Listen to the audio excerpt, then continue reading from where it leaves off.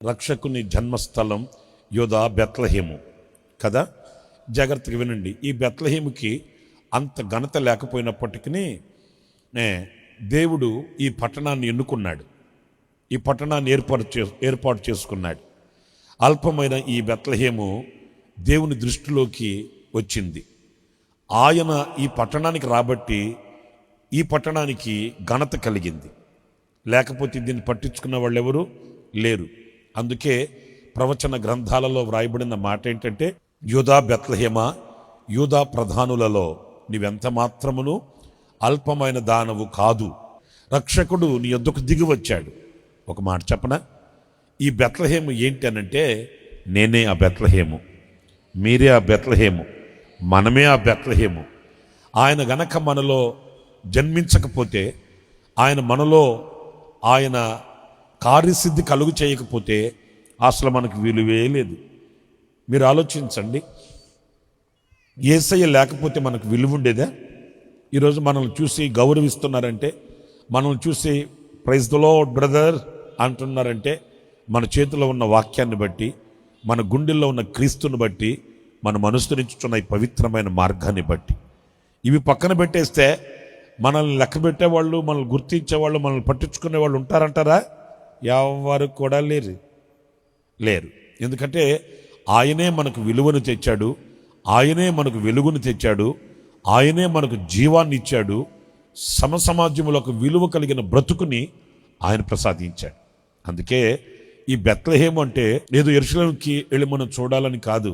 నేనే ఆ బెత్లెహేము, నేనే ఆ బెత్లెహేము యొక్క నగరి, త్రోసివేయబడి తృణీకరించబడిన అల్పమైన ఆ బెత్లెహేమును నేనే అనేది ఈ పాట పాడుకునేటప్పుడు మీరు గుర్తించాలని నేను మనవి చేస్తున్నాను. ఇంకా ఈ బెత్లెహేమును గురించి మనం మాట్లాడుకుంటూ, ఈ బెత్లెహేముకి ఆయన రావడానికి ప్రవచన గ్రంథాలలో వ్రాయబడిన సత్యాలను తలపోసుకుంటూ, ఇప్పుడు ఈ బెత్లెహేమును గురించి ఏమంటామంటే, ఎందుకో దేవుడు ఇంత భాగ్యం నీ కొరకు దాచి ఉంచాడు. ఎందుకంటే పెద్ద పెద్ద నగరులు ఉన్నాయి, గొప్ప గొప్ప పట్టణాలు ఉన్నాయి, గొప్ప గొప్ప దేశాలు ఉన్నాయి. కానీ వాటిలన్నింటికి లేని ఘనతని దేవుడు ఈ చిన్న బెత్లెహేముకి ఇచ్చాడు. మనకంటే గొప్పవాళ్ళు లేరా? మాట్లాడరేంటి? మనకంటే పెద్దవాళ్ళు లేరా? మనకంటే ఐశ్వర్యవంతులు లేరా? మనకంటే అందగాళ్ళు లేరా? మనకంటే ఉన్నత స్థానాల్లో నిలిచిన వాళ్ళు లేరా? ఉన్నారు. మరి ఎందుకో ఈ అల్పమైన ఈ మనిషిని, ఈ తృణీకరింపబడిన, త్రోసివేయబడిన అల్పులమైన మనల్ని ఆయన ప్రేమించి ఆయన మనలోకి దిగి వచ్చాడు. ఆయన ఎక్కడో రాజు కోటలోనో రాజ గృహాలలో అక్కడ పుట్టుంటే మన బతుకు ఏమై ఉండేదో. కానీ దేవుడు మన గుండెల్లోకి దిగి వచ్చాడు, మనకు రక్షణ భిక్షను పెట్టాడు. ఈ రోజున మనం యేసయ్యా అని ఆయన పాదాలు పట్టుకునేటట్టు చేశాడు. ఈ రోజున మనం యేసయ్య సన్నిధిలో కూర్చొని దేవుని వాక్యాన్ని ధ్యానించే గొప్ప అవకాశాన్ని, భాగ్యాన్ని అభాగ్యులమైన మనకు ఆయన ప్రసాదించాడు. ఇది ఎందుకో ఇంత భాగ్యము నీ కొరకు దాచిపెట్టాడు. ఎందరో ప్రవక్తలు ప్రవచించారు. ఆ ప్రవచనాలు గమనిస్తున్నప్పుడు ఎందుకు ఈ బెత్లెహేముకి ఇంత ఘనత, ఎందుకో మరి ఆయనకే తెలియాలి. ఒకవేళ ఆయన అడిగిన, ప్రభువా ఏం చూసావయ్యా నాలో అనంటే, ఆయన చిరునవ్వు నవ్వుతాడంతే. అంతకుమించి ఏం చెప్తాడు? అయ్యా ఇదిగో నువ్వు పెద్ద పాటగాడివి, పెద్ద మాటగాడివి, నువ్వు యాక్టర్వే, డాక్టర్వే అని చెప్తాడు మనల్ని చూసి. మరి ఏం ప్రభువా, ఏం చూసి నన్ను ప్రేమించావయ్యా, ఏం చూసి నా దగ్గరకు వచ్చావయ్యా, ఏం చూసి నన్ను హెచ్చించావయ్యా, ఏం చూసి నాకు ఇంత భాగ్యాన్ని ఇచ్చావయ్యా అని ఆయన అడిగితే ఆయనకి ఏం మాట మాట్లాడతాడు? ఇక ఏదో కృప చూపించాను లేరా నీ మీద, ఏదో దయ చూపించాను నీ మీద, ఏదో వాత్సల్యం చూపించాను నీ మీద అనడం తప్ప, ఇదిగో నీలో ఈ మంచి చూసా, నీలో ఈ ఘనతను చూశాను అని దేనిని బట్టి చెప్పగలుగుతాడు? ఏమి లేదు మనలో.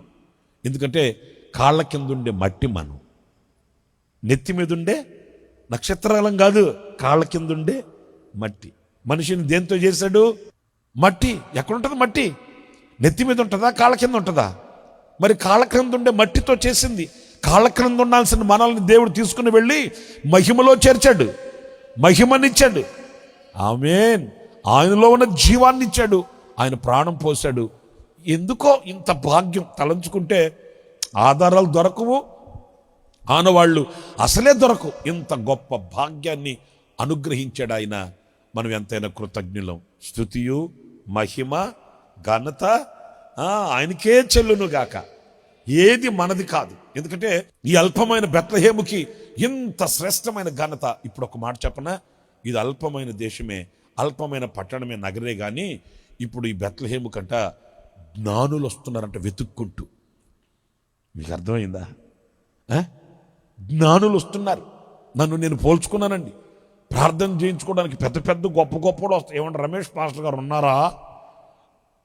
ఎవరయ్యా ఎందుకంటే పెద్ద పెద్ద స్థానాల్లో ఉన్న వాళ్ళండి, గొప్ప గొప్ప చదువులు చదివిన వాళ్ళండి. ఓమో, వాళ్ళ స్థానాలు చూస్తే మనకు కాళ్ళు వణుకుతాయి.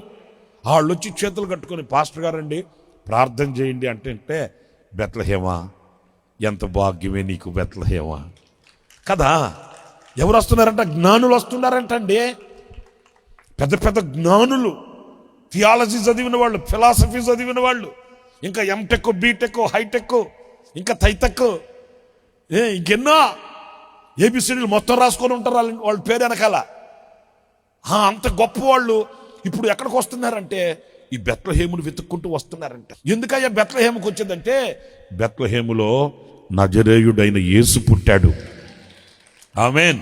ఇప్పుడు నాలో, మీలో, మనలో యేసయ్య లేడనుకో, మన ముఖం చూసేవాడు ఎవడన్నా ఉంటాడా? ఇప్పుడు యేసయ్య సేవ నేను చేయట్లేదు, యేసయ్య నా గుండెల్లో లేడనుకో, నా దగ్గరికి ఎవడన్నా వచ్చేవాడు ఉంటాడా? అయ్యా ప్రార్థన చేయని ఎవడన్నా అంటాడా? లేదు. ఇలాగ పోల్చుకున్నాను అన్నమాట నేను. అరే, ఈ బెత్లెహేముకి ఎంత ధన్యత. ఇప్పుడు ఈ బెత్లెహేముకి జ్ఞానులు వస్తున్నారంట. ఎందుకు వస్తున్నారు? మన హంగు, మన రంగు చూడడానికి కాదు, మన బిల్డప్ చూడడానికి కాదు, నాలో ఉన్న యేసయ్యను చూడడానికి.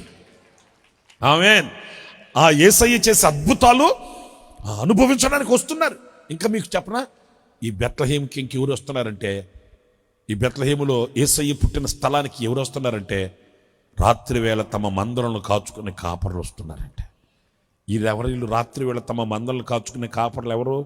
సేవకులు అనుకోండి. ఎంత గొప్ప ధన్యతో.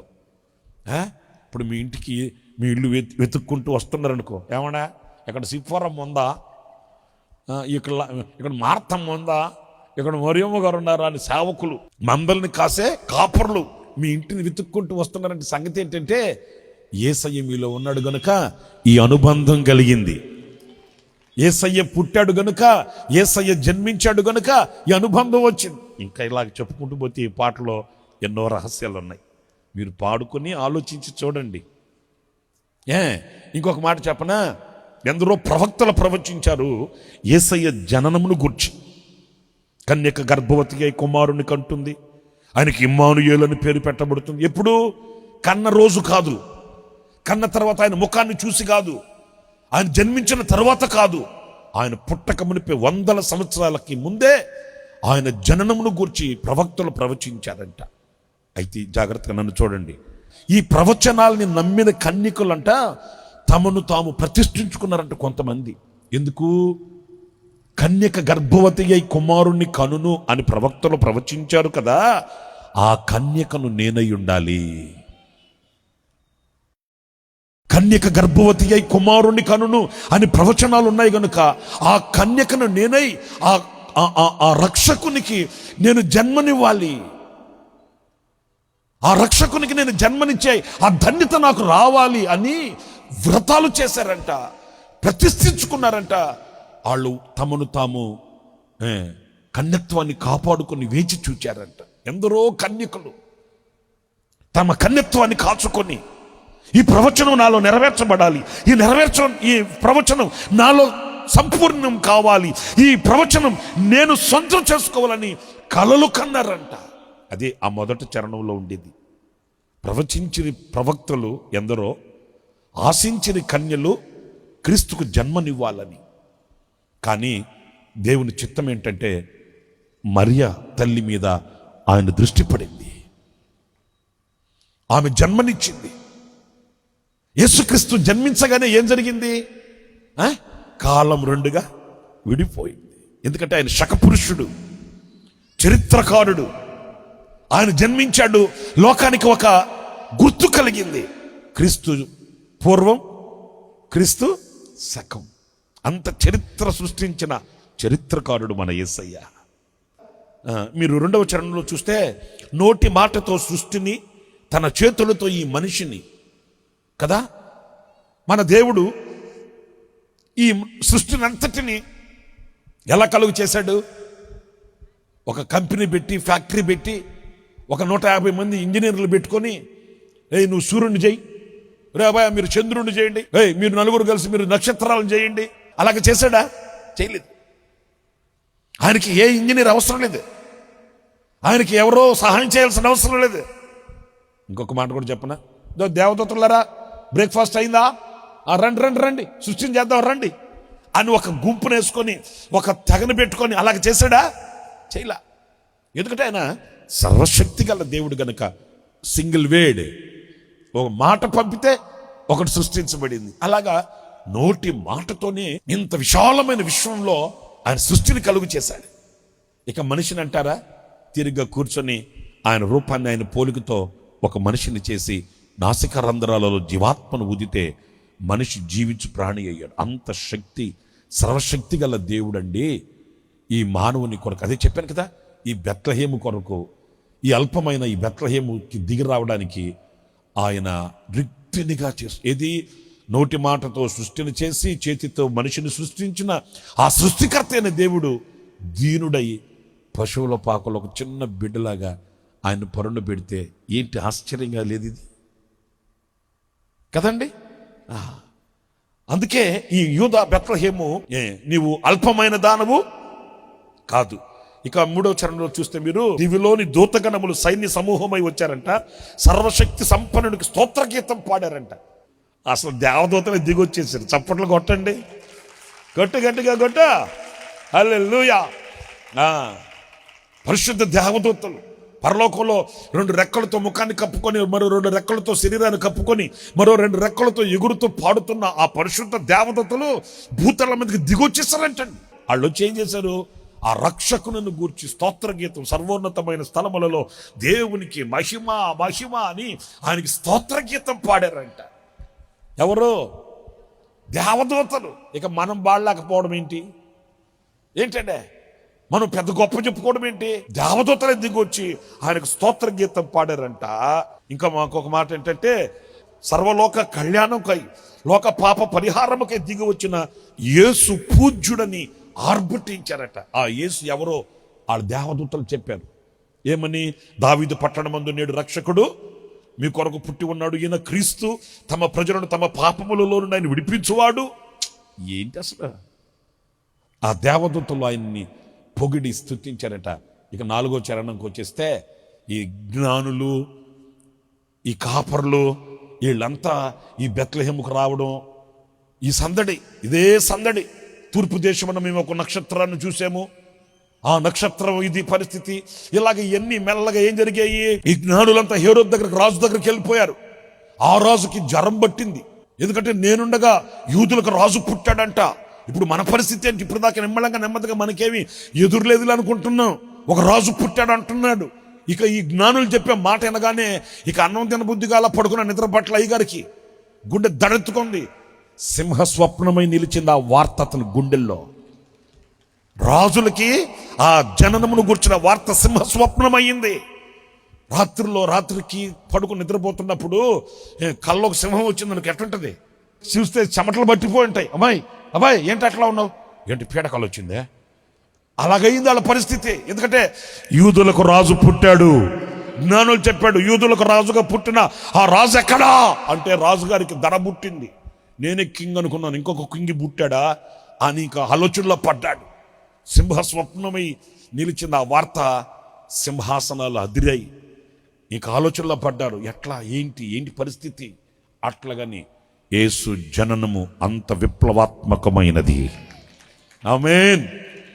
అంత ఘనమైనది, అంత శ్రేష్టమైనది, అంత ఉత్తమమైన ఉన్నతమైనది, అంత మహిమ కలిగినది క్రీస్తు జననం.